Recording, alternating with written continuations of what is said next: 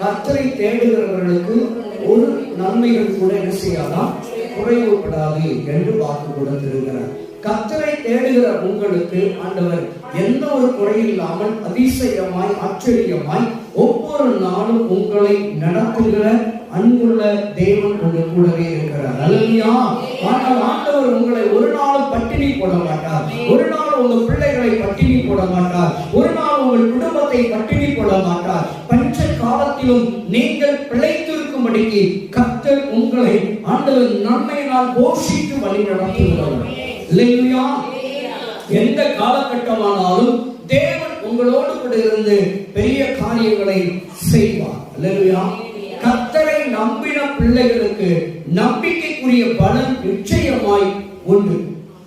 அல்லேலூயா. நீங்களும் நானும் யாரை நம்பி இருக்கிறோம்? கர்த்தரையே நம்பி இருக்கிறோம்.